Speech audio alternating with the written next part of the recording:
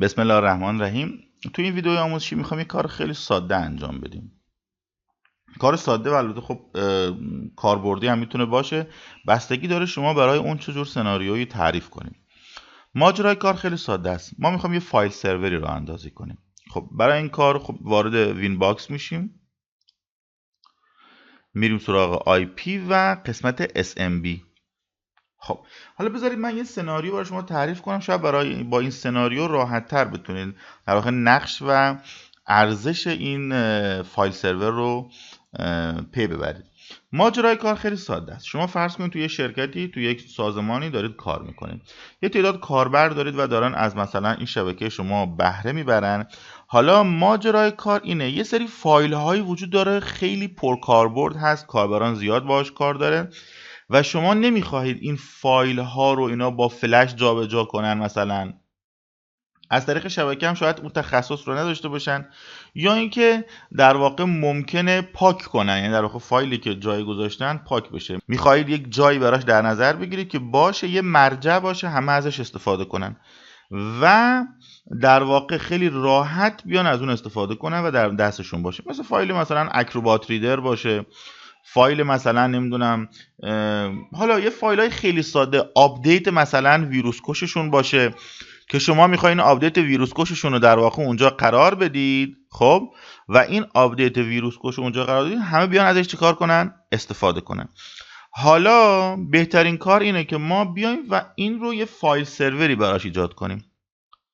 خب فایل سرور ایجاد کردن، اگر شما بخواهید مثلا یک کامپیوتر رو صرف این کار کنید، خیلی کار در واقع بدی نیست، ولی برای یک شبکه کوچیک، برای یک سازمان کوچیک در واقع شاید خیلی ضرورت نداشته باشه. توی شبکه های بزرگم وقتی که میبینید در واقع شما یک فایل سرور بزرگ رو اندازی میکنید و اونا از اون استفاده میکنن، اون موقع خوبه، ولی ممکنه باز یک سری فایل هایی باشه که نخواهید توی فایل سرور بزرگتون قرار بدید، میخواید دم دست باشه، یعنی بالاخره اون فایل سرور ممکنه به دلایلی خاموش بشه، میخواید در واقع توی چی باشه؟ دم دستتر باشه. کجا بذاریمش؟ بهترین جا توی هارد دیسک روترمون هستش.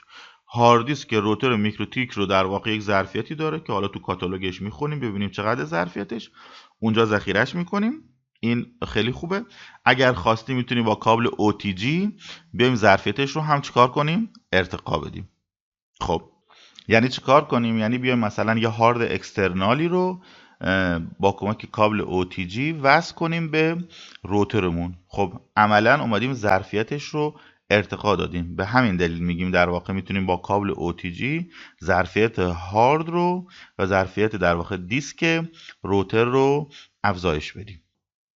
حالا چجوری راه اندازیش کنیم؟ میریم سراغ IP، سراغ SMB و کافی انیبل کنید دیگه، چیز خاصی نداره. یه دامین براش تعریف میکنید، کامنت اگه خواستید اجازه بدید به مهمان یا اجازه ندید. توی قسمت اینترفیس مشخص میکنید روی کدوم که از اترهاتون، یا اتر BC میتونه یا همش باشه و اپلای میکنید. همین. توی قسمت شیر هم میاد فایلی رو که در واقع میخواید بسازید یا فولدری که میخواید بسازید رو مشخص میکنید. اینجا به اضافه میزنید، اد میکنید. حالا شیر 4 دایرکتوریش اگه خواستید مینویسید. مکس سشنش چقدر باشه؟ یعنی به طور همزمان چند نفر بتونن به این فولدر دسترسی داشته باشن. خب میدونید دیگه در ویندوز XP تعداد اتصال همزمان 10 تاست، در ویندوز 7 اتصال همزمان 20 تاست، ولی چون این در واقع سرور هستش میتونه این تعداد چی باشه؟ بیشتر باشه. مثلا من میذارمش رو 100 و اینو اپلای میکنم و ایجاد میشه. اگر هم خواستید میتونید در واقع یوزر بسازید. حالا یوزر رو نمیدونم، هر یوزری فعلا. خب ما گست رو هم اجازه دادیم که مثلا وجود داشته باشه. اگه خواستید یوزر ساختن هم که کار خیلی ساده هستش. خب همین در واقع فایل سرور ما راه اندازی شد. حالا بریم از در واقع کامپیوترها به این روتر وصل بشیم. خب کافیه تو ویندوز 10 توی ران IP روتر رو بنویسیم 192.168.240.100.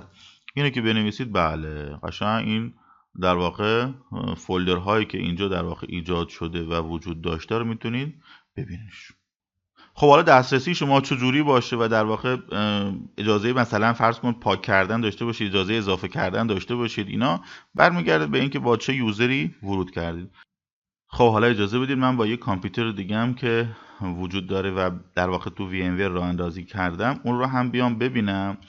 اینجا اگر که دوباره بیام و همین ماجرا رو بنویسم، یعنی آدرس رو اینجا بیام بنویسم 192 168 240 100. عملا یعنی با اون کامپیوتر که ویندوز 10 بود به روتر وصل شدیم، با این کامپیوتر که ویندوز 7 هم هست به روتر وصل شدیم. بله همون شیر 4 رو هم اینجا میتونیم ببینیم و یک فایل سرور رو راه اندازی کردیم. حالا شما برای اینکه از این استفاده کنید سناریوهایی رو که در ذهنتون هست میتونید در واقع براش پیاده سازی کنید. حالا برمیگرده به اینکه شما چه برنامه ریزی و چه در واقع داستانی رو میخواید پیاده سازی کنید. شاید این فایل سرور به درد شما بخوره.